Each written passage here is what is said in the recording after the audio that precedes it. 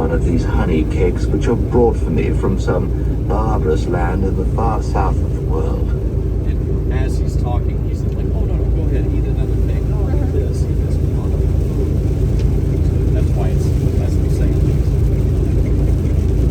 This reminds me of a song by Creedence Clearwater Revival. It says, I want to know, have you ever seen the rain coming down on a sunny day? Pause for a second. I love it.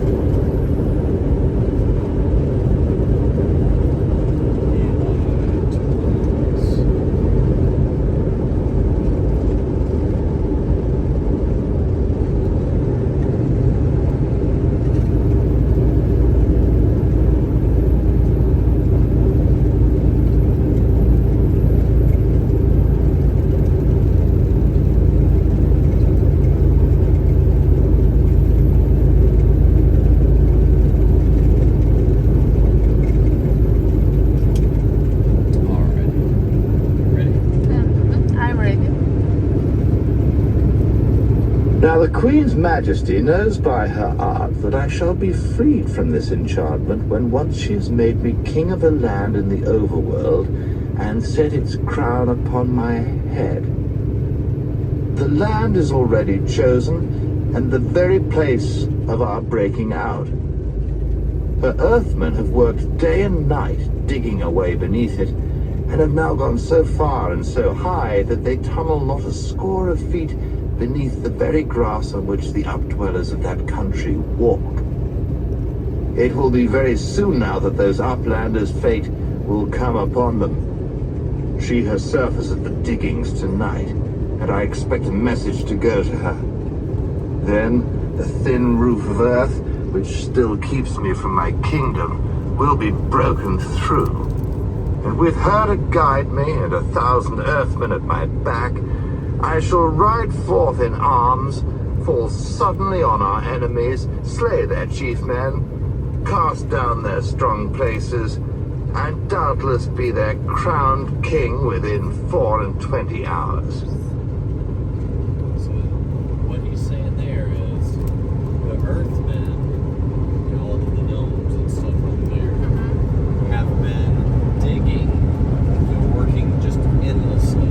They're digging under the ground, under the kingdom that he's going to take over, and they're digging under it, and they're getting really close to the surface, so they're just a few feet away, basically. And once they're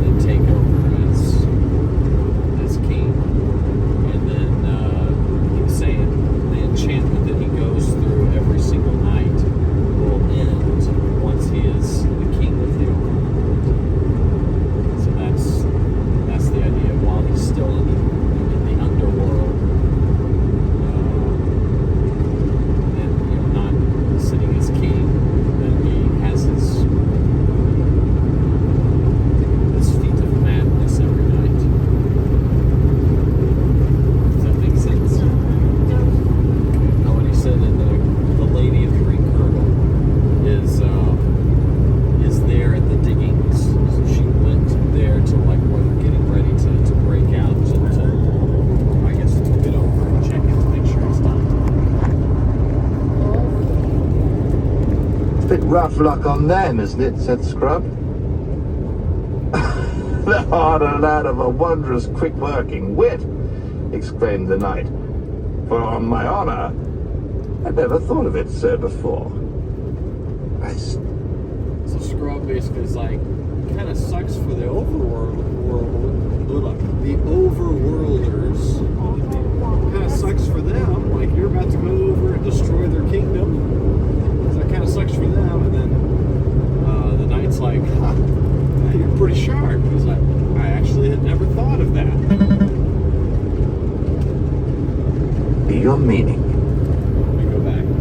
Back, I shall ride forth in arms, fall suddenly on our enemies, slay their chief men, cast down their strong places, and doubtless be their crowned king within 24 hours. It's a bit rough luck on them, isn't it? Said Scrub. Thou art a lad of a wondrous quick-working wit, exclaimed the knight. For on my honor, I never thought of it so before.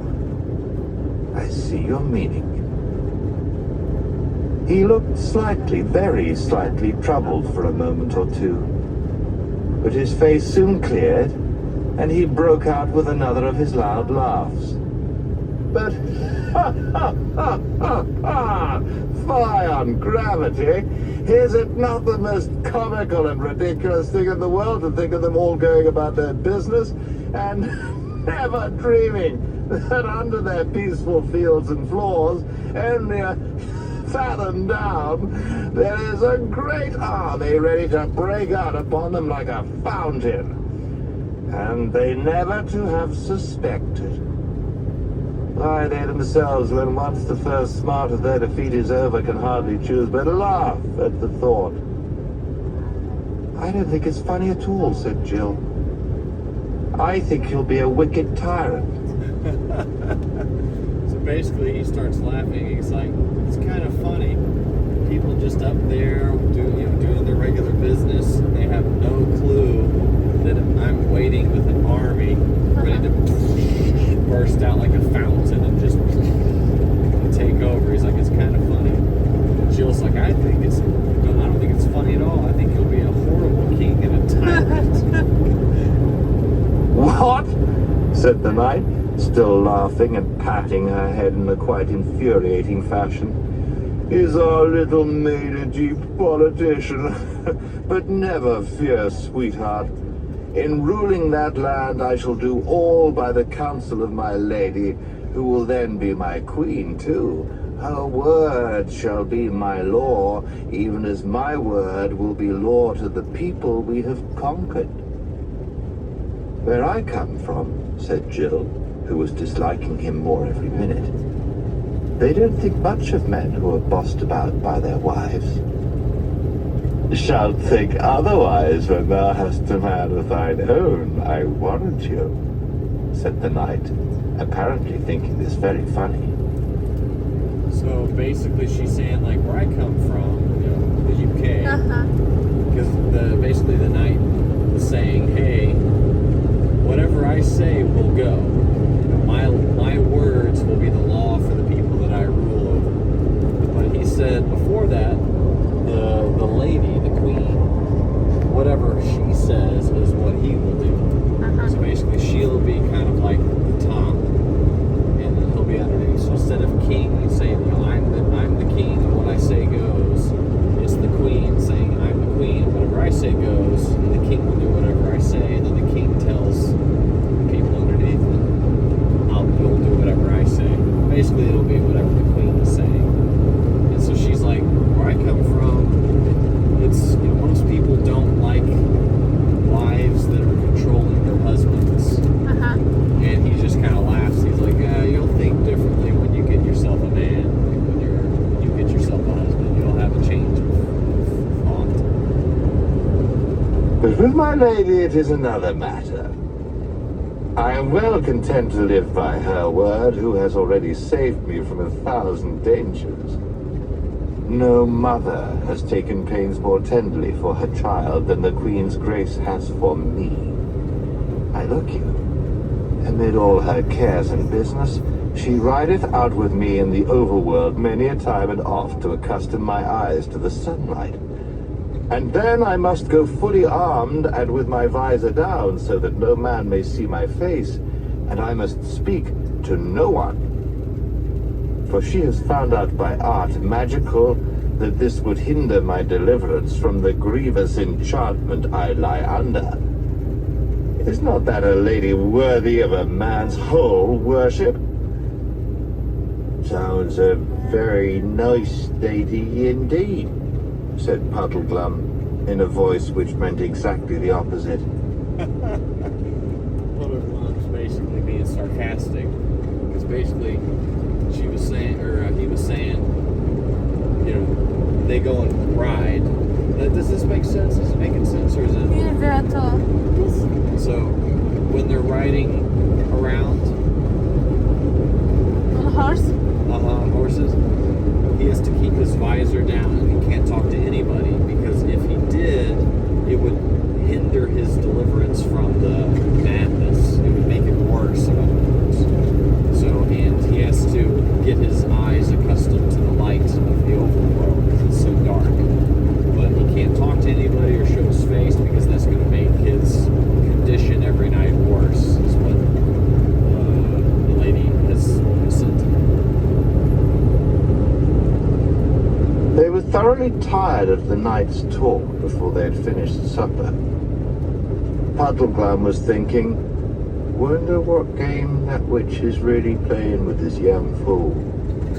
Scrub was thinking, he's a great baby, really, tied to that woman's apron strings. He's a sap. And Jill was thinking, he's the silliest, most conceited, selfish pig I've met for a long time. But when the meal was over, the knight's mood had changed. There was no more laughter about it. Friends, he said, my hour is now very near. I'm ashamed that you should see me, yet I dread being left alone. They will come in presently and bind me hand and foot to yonder chair. Alas, so it must be. So yonder chair means the chair that is thumb over there, yonder. So it's like they're going to come in. He says, friends, my hour is near, meaning the hour every evening, or every night when he goes through his madness is about to come. He's like, I don't really want you guys to see it, because it's, you know, I'm going crazy, but also I don't really want to be alone. So just a heads up, this is what's about to happen. They're going to come in, they're going to tie me to that chair over there. So that's what he's explaining, yonder chair. For in my fury they tell me I would destroy all that I could reach. I say, said Scrub, I'm awfully sorry about your enchantment, of course, but what will those fellows do to us when they come to bind you? They talked of putting us in prison, and we don't like all those dark places very much. We'd much rather stay here till you're better, if we may.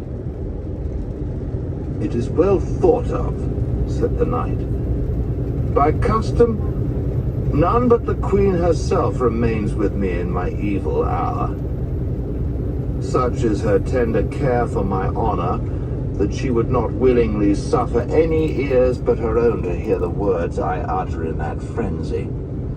But I could not easily persuade my attendant gnomes that you should be left with me, and I think I hear their soft feet even now upon the stairs. Go through yonder door. It leads into my other apartments, and there either await my coming when they have unbound me, or, if you will, return and sit with me in my ravings. They followed his directions. So, wait, does that make sense? Kind of he's saying the gnomes are going to come and tie me up, and then Eustace and all of them are like, well, wait a minute, what are they going to do to us? Because they might put us in prison. That's what they wanted to do.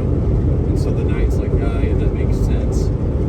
Well, go into my other room, yonder room. Wait there while they come in and tie me. I think I hear them coming. wait there and either wait for me for after I'm finished, and then I'll come and talk with y'all, or you can come back after they've gone. And he was saying before that, he goes, usually the only person that stays in the room with him while he's going crazy, and his frenzy, his ravings, is just the queen, the lady of the green kirtle. She's the only one that stays there, and hears all the crazy stuff he says.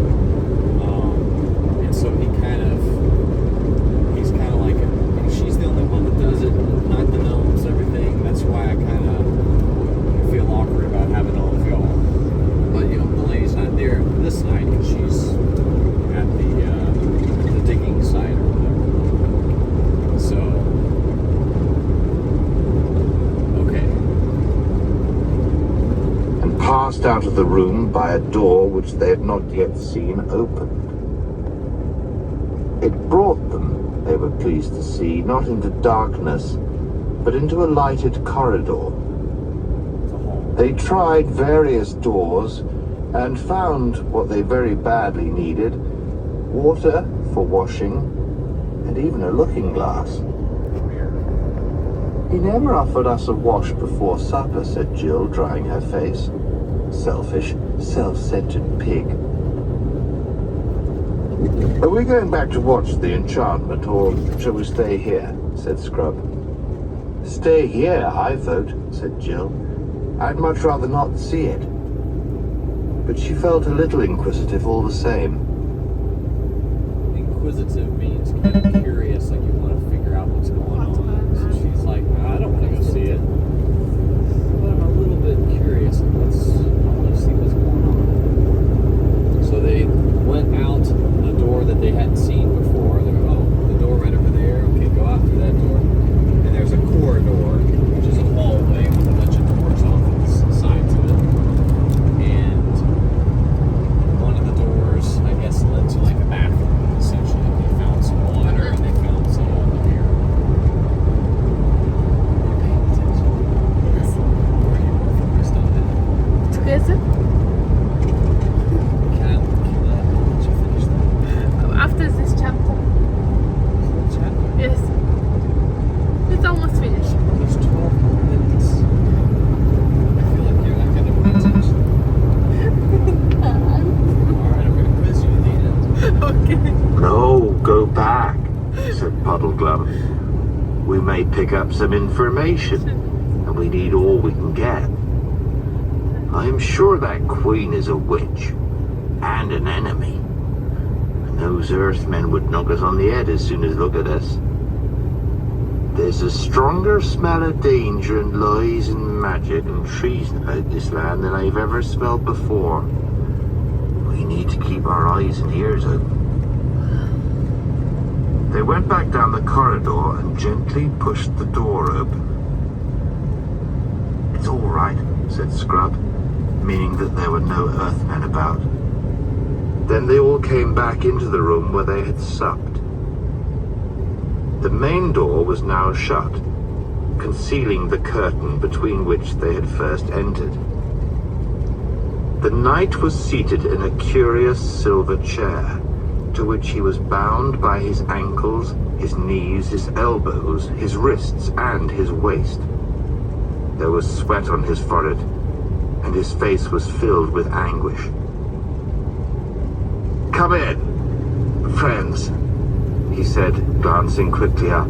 The fit is not yet upon me. Make no noise, for I told that prying chamberlain that you were in bed. Now, I can feel it coming. Quick, listen, while I am master of myself. When the fit is upon me, well, may be that I shall beg and implore you with entreaties and threatenings to loosen my bonds. They say I do. I shall call upon you by all that is most dear and most dreadful, but do not listen to me.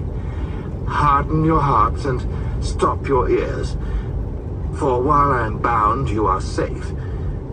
But if once I were up out of this chair, and first would come my fury, and after that, he shuddered, the change into a loathsome serpent.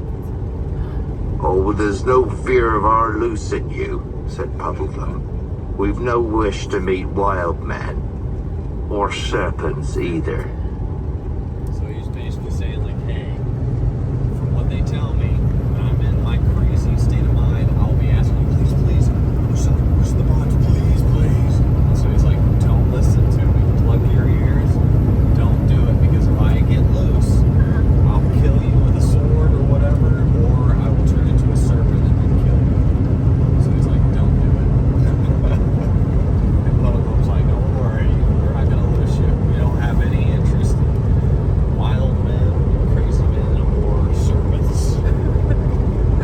I should think not, said Scrub and Jill together. But he's almost like, The same, that's why he's added Puddleglum in a whisper. Don't let's be too sure. Let's be on our guard. We've mugged everything else, you know. He'll be cunning, I shouldn't wonder, once he gets started. Can we trust one another?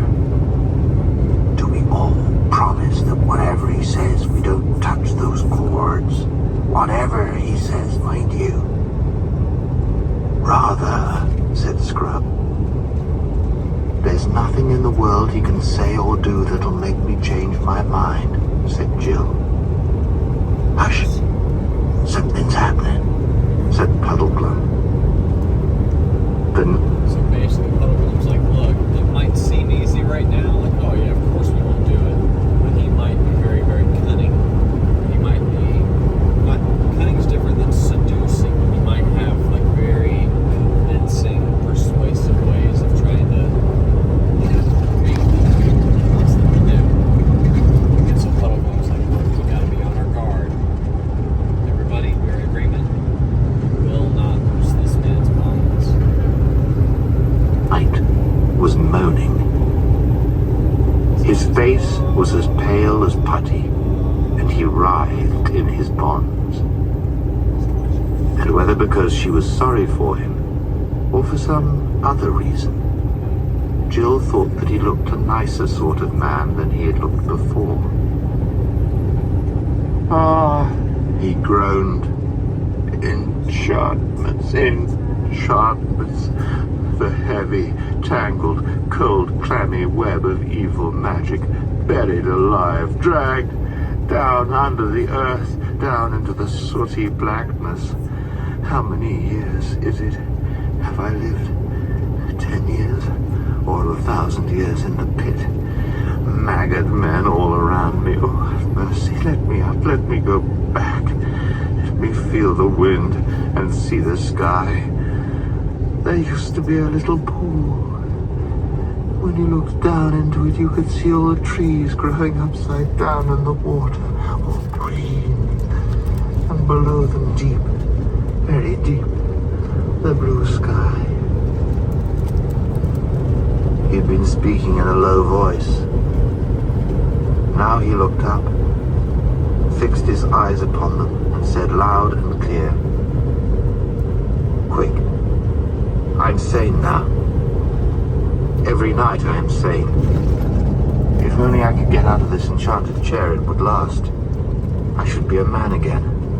But every night they bind me. So every night my chance is gone. But you are not enemies. I'm not your prisoner. Quick, cut these cords." "Stand fast, steady," said So now he's saying, he's like, look, I'm sane now, meaning I'm not insane. I'm not crazy. Every night, right at this point, I go back to being not crazy.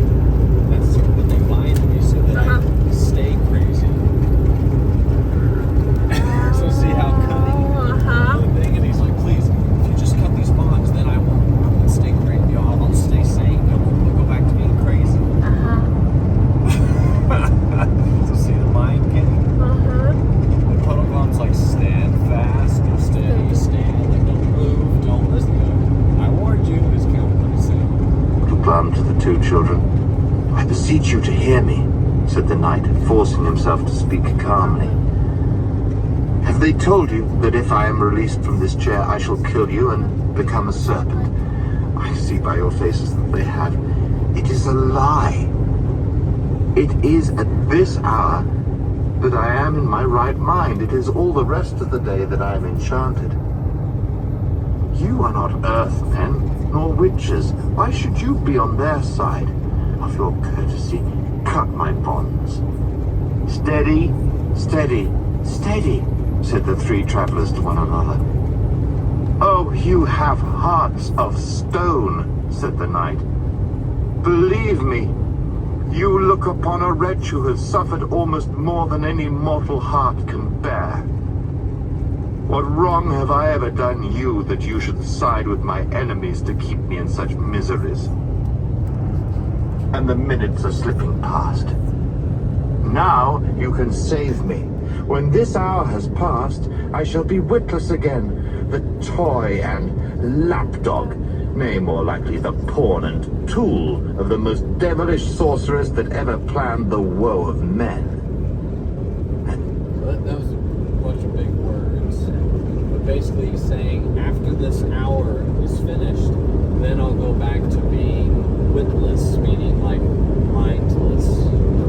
He's basically saying, like, right now, my mind is clear, and then I'm going to be under a mind control afterwards. It's like I'm under a mind spell all of the rest of the time. It's only at this hour of the night when I'm not under that spell anymore. And it's this chair that's keeping me stuck in this, spell, basically. And so, yeah, that's basically what he's saying. So again, it's like, wait a minute. And he's even saying, the way he's saying it, his words is like, they've told you. Like, it's yes. like, no, you told us. So what do you mean they've told you? This night, of all nights when she is away, you take from me a chance that may never come again. This is dreadful. I do wish we'd stayed away till it was over, said Jill. Steady, said Puddleglum. The prisoner's voice was now rising into a shriek. Let me go, I say. Give me my sword, my sword! Once I am free, I shall take such revenge on Earthmen that Underland will talk of it for 1,000 years. Now the frenzy is beginning, said Scrub. I hope those knots are all right. Yes, said Puddleglum. He'd have twice his natural strength if he got free now. And I'm not clever with my sword. He'd get us both, I shouldn't wonder. And then Pole on her own would be left to tackle the snake. The prisoner was now so straining at his bonds that they cut into his wrists and ankles. Beware, he said, beware. One night I did break them, but the witch was there that time. You will not have her to help you tonight. Free me now, and I am your friend. I'm your mortal enemy else. Basically, mortal enemy is like I'm an enemy until your death, basically. It's like if you free me now, we're friends. But if you don't, then you're my enemy. Like I'll kill you too, is kind of the idea. Like you're my mortal enemy for as long as I'm alive, you'll be my enemy. And that's why he's saying, give me my sword, I want to take revenge on all the Earthmen and kill thousands of them. Henny, said Puddleglum. Cunning. Once and for all, said the prisoner, I adjure you to set me free by all fears and all loves, by the bright skies of Overland, by the great lion, by Aslan himself, I charge you. Oh! Cried the three travelers as though they had been hurt. It's the sign, said Puddleglum. It was the words of the sign, said Scrub more cautiously. Oh, what are we to do? Said Jill. It was a dreadful question. What had been the use of promising one another that they would not on any account set the knight free, if they were now to do so the first time he happened to call upon a name they really cared about? On the other hand, what had been the use of learning the signs if they weren't going to obey them? Yet could Aslan have really meant them to unbind anyone, even a lunatic, who asked it in his name? Could it be a mere accident? Or how if the Queen of the Underworld knew all about the signs and had made the knight learn this name simply in order to entrap them? But then supposing this was the real sign? They had muffed 3 already. They daren't muff the 4th. Oh, if only we knew, said Jill. I think we do know, said Puddleglum. Do you mean you think everything will come right if we do untie him? Said Scrub. I don't know about that, said Puddleglum. See, Aslan didn't tell Pole what would happen. He only told her what to do. That fellow will be the death of us once he's up, I shouldn't wonder. But that doesn't let us off following the sign. They all stood looking at one another with bright eyes. So basically, Puddleglum is like, look, we don't know what's going to happen, but this is the sign. We have to do it, and he's probably going to kill us. But we still have to do it. That's what he's basically saying. It was a sickening moment. All right, said Jill suddenly. Let's get it over. Goodbye, everyone. They all shook hands. The knight was screaming by now. There was foam on his cheeks. Come on, Scrub, said Puddleglum. He and Scrub drew their swords and went over to the captive. In the name of Aslan, they said, and began methodically cutting the cords. The instant the prisoner was free, he crossed the room in a single bound, seized his sword, which had been taken from him and laid on the table, and drew it. You first, he cried, and fell upon the silver chair. That must have been a good sword. The silver gave way before its edge like string. As it fell upon the chair, it's not like he fell. It means he started hacking the silver chair. And his sword was very strong because it was just cutting the silver chair into pieces, just strings. In a moment, a few twisted fragments shining on the floor were all that was left. But as the chair broke, there came from it a bright flash, a sound like small thunder, and for one moment, a loathsome smell. Lie there, vile engine of sorcery, he said, lest your mistress should ever use you for another victim. Then he turned and surveyed his rescuers, and the something wrong, whatever it was, had vanished from his face. So he turns and he looks and surveys, like he's checking them out, looking at the 3 of them. And it says, just there, it said, the something that looked wrong about him, that Jill had said something's a little bit off, that's now gone.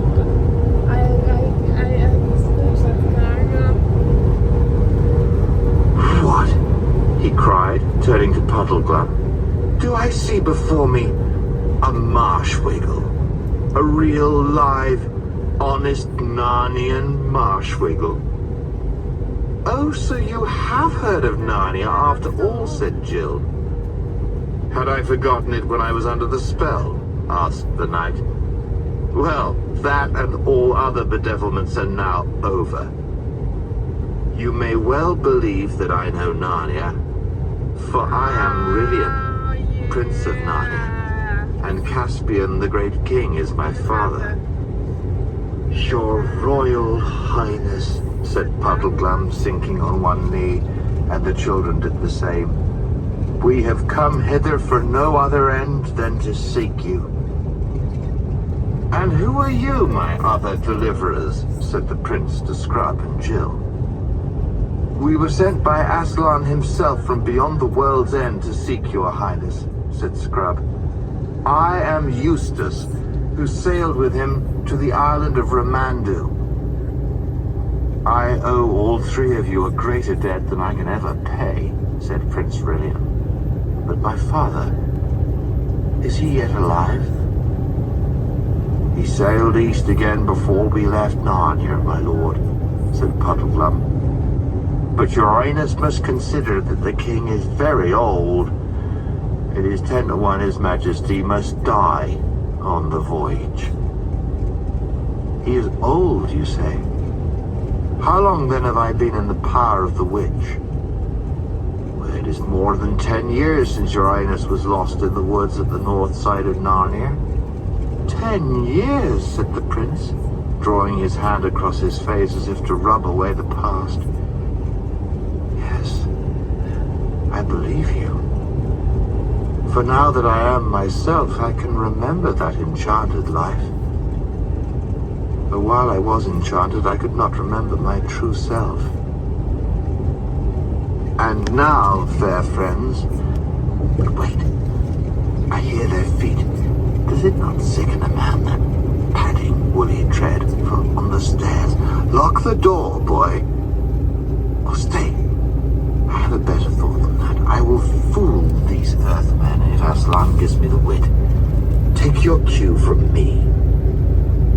He walked resolutely to the door and flung it wide open.